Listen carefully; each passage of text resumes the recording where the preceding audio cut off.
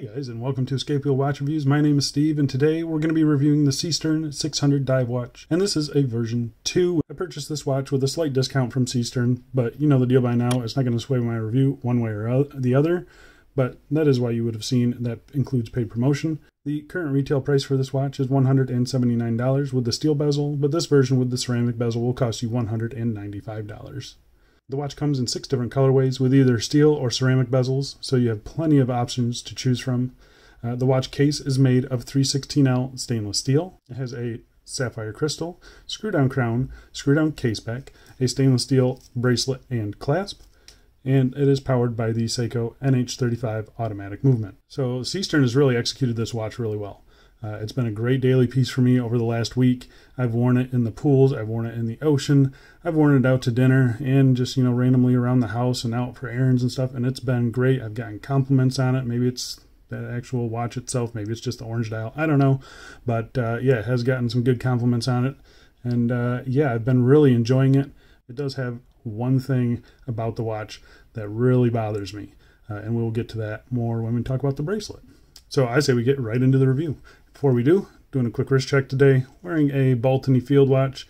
This one has not been on the channel yet, and it's coming soon. So yeah, really nice quartz piece, really affordable, and really cool dial color, I think. But yeah, more on that later. All right, so let's get to the dimensions. We've got a diameter of 40 millimeters, case thickness of 13.4, got 20 millimeter lug width, a lug to lug of 47.7. And the overall length with the male end links and the bracelet is 53.1 millimeters.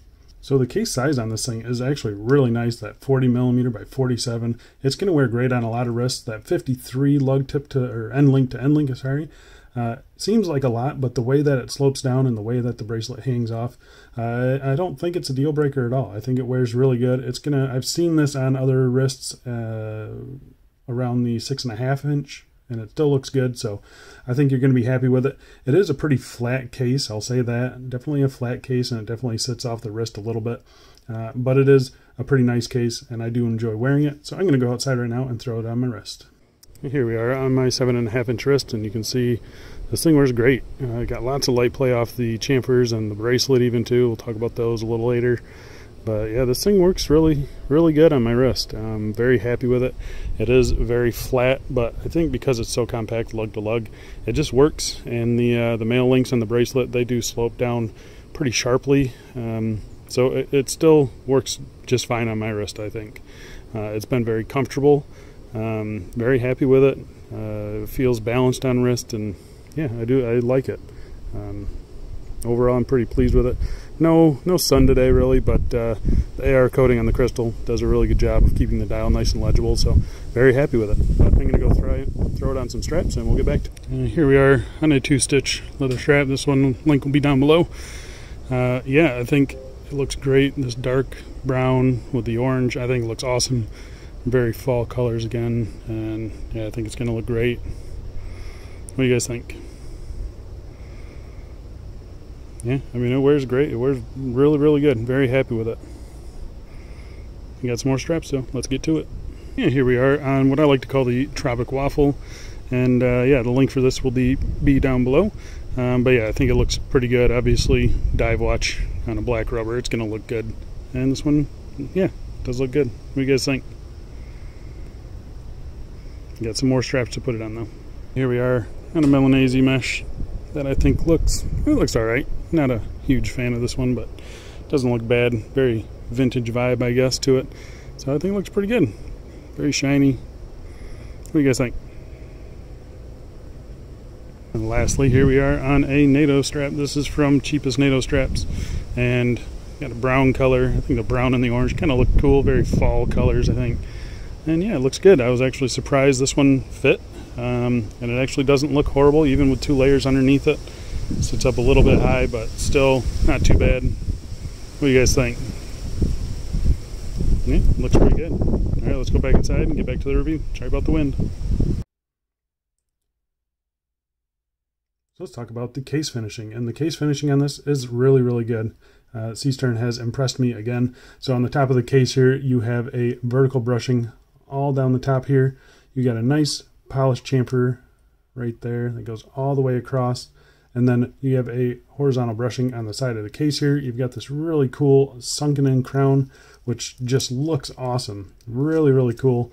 It does have the Seestern starfish on it. My only complaint with that is that the little nubs on the starfish, they're actually little stars, if you can see that. It's kind of crazy the detail that they can get on that. That's a little bit sharp. It kind of pulls the fibers of my gloves here, as you can see. And it does feel just a little bit sharp to the skin, but it's never bothered me on wrist or anything like that. It hasn't even bothered me while I'm unscrewing it, so not a big deal. Just wanted to let you know, be aware of that.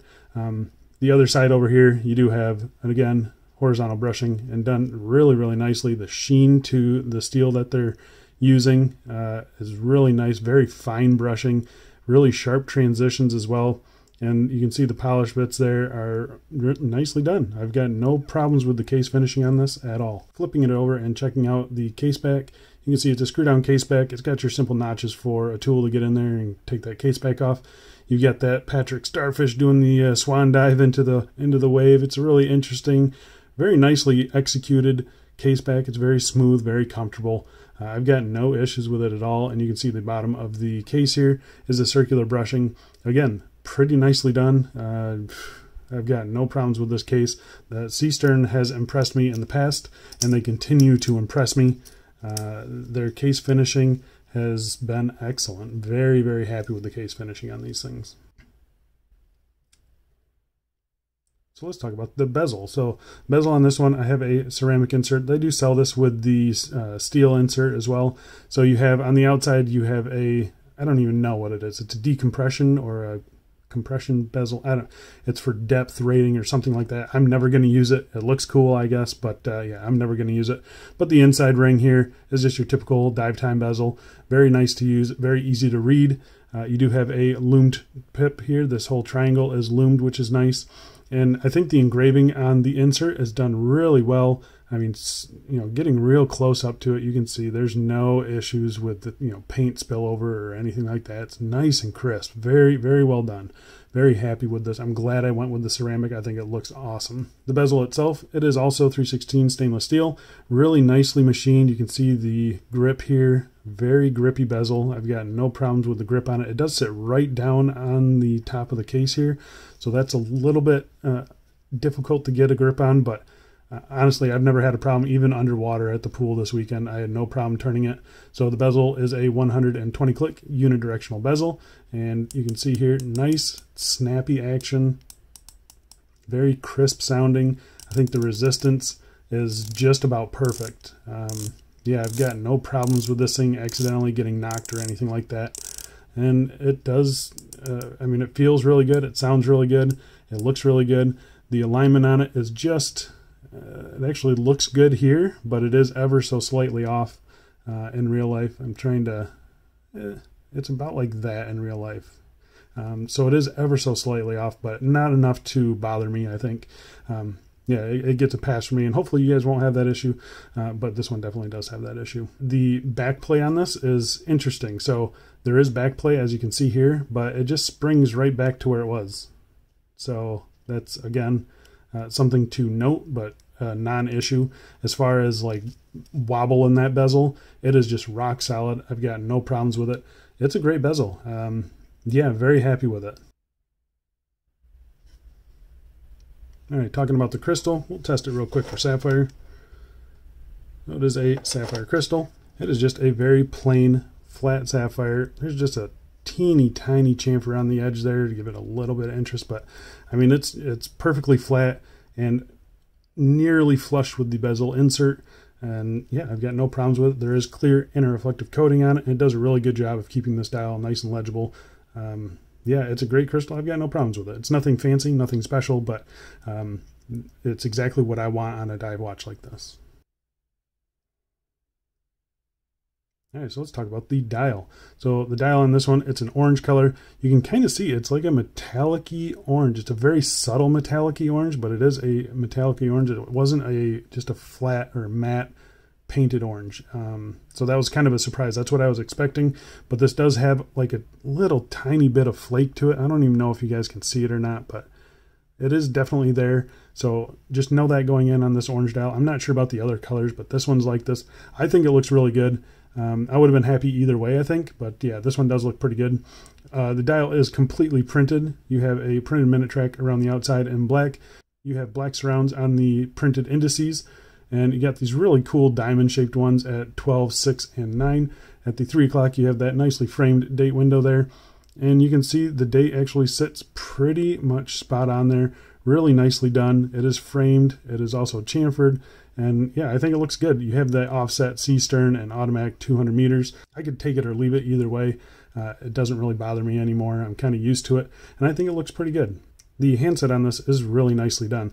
Really good size. I think maybe just a little bit longer on that second hand. But the minute hand I think is perfectly sized. The hour hand, very controversial. This is version 2 with the bigger hour hand, and it's still really tiny. The one bad thing about this, honestly, it's never really bothered me. But the one bad thing about it is that when the minute hand is over top of it, it's completely hidden. And that is kind of a pain, I will say. So yeah, I kind of wish they would go with a even bigger hour hand than that, but it is what it is. I know why they're doing it, but doesn't mean I have to like it. But really, in day-to-day use, it's never really bothered me. And as you can see, the handset on it, really thick black paint, glossy black. I think it contrasts beautifully with this dial. I mean, it's just, yeah, it's really, really good. Very, very happy with the handset on this. And the other thing I'm happy with is the Lume. So I'm going to pop up a Lume shot right now. And here you can see it is applied thickly with BG-W9 Lume. Here it is against some of my other, heavy hitters in the collection. And it holds its own. It lasts all night long. Very evenly applied, I think. Maybe a little bit thicker on the hands and the Lume pip. But it does last all night long, and having that Lume date wheel is nice just for a symmetry thing. Finding the date in the middle of the night is not something I'm going to be looking for, but having just a Lume area at the 3 o'clock is really nice to see.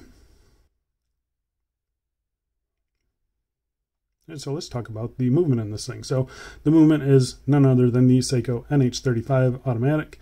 It is operated by this 4 o'clock screw down crown, which again tucks really nicely into this case. I'm really happy with that. Plenty of grip on that crown. It's a good size. The crown has a nice satisfying pop out when it disengages from the threads. This first position, hand winds it. Second position will change your date. And the third position will hack the movement, as you can see there. It's the NH35, 21,600 beats per hour. It hacks, hand winds. It'll do everything you need it to do. 40-hour power reserve. It is reliable. It is accurate. It's been great. I have no problems with these movements at all. Very happy that they're using this one just to keep the cost down a little bit. Screw in, screw out action of that crown is buttery smooth. Zero issues with it. This one has been running pretty good. I'm going to pop up a time grapher shot right over here, and you can see how this one's running. But yeah, I'm very happy with the movement. I've got no issues with it, and yeah, I'm happy to have a watch like this with the NH35. All right, so let's talk about the bracelet. So before I get into the actual bracelet, I'm going to talk about one of the biggest issues I have with this watch, and that is straps. So you guys know me, I love my straps. This watch is an absolute pain to get straps on. So flipping it over here, you can see that this spring bar and this case here, they're not very far apart. I have been able to fit straps on it, but every single one of them rubs against the case, and every single one of them has been an absolute nightmare to get in the hole. I actually had this watch on the other day. It was on a rubber strap. I thought I had the rubber strap secured in there, and I bent down to get something, and the watch actually popped off the strap. Thankfully, my wrist was kind of upright, so the watch stayed on my wrist. But yeah, I almost lost this watch to a couple foot fall. So yeah, just be aware. The straps on this thing are not something easy to get on. So, and that goes for leather, that goes for rubber, that goes for Natos, that goes for single pass. It's a pain. There's just not a lot of room in there, and that's, I mean, it's fine. And it's fine only because this bracelet is pretty good. So let's get into the bracelet. So you can see the finishing on the bracelet, really nicely done. Very happy with the finishing. You have a brushing on the tops of the lugs here. You have polishing on the sides. You can see the shape of those links. Very nice, 3 solid links. You do have screw pins for adjusting, and we'll talk about those in just a second. But yeah, really happy with it. And you can see each of these links on the top side right there, and on the bottom side right there. Each of those links has a little polished part to it.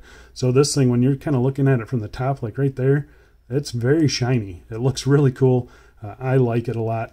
But yeah, once you look at it from the side here, you can see very nice brushing. Very happy with it. The links are very fluid. I mean, I've had no problems with it pulling hair or anything like that. It's actually a very comfortable bracelet. You can see it's got pretty good flex to it. And that just lends to the comfort. I think it's a very comfortable bracelet. Very happy with it. The end links here, they're a little rough. You can see the little groove here, this middle link here. It's a little rough there, but really, when you're looking this close, I think anything is going to be a little rough. But I think the fitment to the case is really nice. Very happy with that. It's very snug fit in there. Getting this bracelet back on the case is another pain in the butt. So just be aware when you take this off to try and fight a strap on there, you're going to have to put this bracelet on, and it's also a fight. So just be aware of that. But it does eventually go on. It's just kind of a pain. You do have solid end links. Again, solid links. The clasp on this, it's fine. It's nothing special. My big issue with the clasp is this part right here. You can kind of hear it. It's kind of loose, and by kind of I mean it's pretty loose. I mean that's not me putting any pressure on it. Really, it's just it's just not great. It does sit up above the actual buckle, as you can see there, and so I have actually accidentally popped this open one time. You know, thankfully just opening that, it's not going to really do anything. You do have two releases here, and then you've got milled inners. Again, tolerances are pretty nice there, so you never have problems opening and closing this thing. Very happy with that. I have had this where this outer shell of the buckle sits up high enough where the latch here catches, as you can see there. So that has happened a couple times. For the most part though, it doesn't happen. But yeah, I think the finishing on the buckle is perfectly acceptable. Really nice brushing as usual from Seestern. Polished on the sides here, tons of micro adjust, which I love to see. I was able to get a perfect fit on this watch. You got the really cool Seestern logo here. I'm a fan of it. I think it's a little silly, but I do like it. Seestern, if you're unaware, Seestern is German for starfish, so that's why you're seeing the starfish everywhere. But yeah, otherwise, I'm very happy with the bracelet. I did have one major quality control issue with it though, and that is the screw pins. So I probably removed 5 screws out of this bracelet, and all of them but one were just a total nightmare to get out. First off, the screws are extremely small. I mean, they are very small. This is the tool that I normally use to undo these screws, and you can see it's too big. So I had to get an even smaller screwdriver. So very small screws. They were tough to get out. Only one of them really came out normally. When they did disengage from the threads here, I couldn't pull them out. I actually had to go in from the opposite side with a like a push pin tool and push it out from this side. That's the first time I've ever experienced that on a bracelet with screw links. So yeah, I wasn't very happy with that. I did go over on Reddit and ask a couple people that have this watch. They didn't have those problems, so hopefully you guys won't either. But I definitely had those and definitely struggled with them. Thankfully, they do seem very secure in there. Hopefully you guys won't have any issues with it, but yeah, I definitely did. But this bracelet is great. It's very comfortable. Very happy with it. So there you go, guys. That is the Seestern 600 dive watch. I have been really happy with it. I love this orange, my first orange dial. I can see why they're so popular now. They kind of go with everything, but also give you a nice pop of color. Yeah, I've really been enjoying it, and this one's going to stay in the collection for quite a while, I think. So yeah, really happy that I was able to check this out.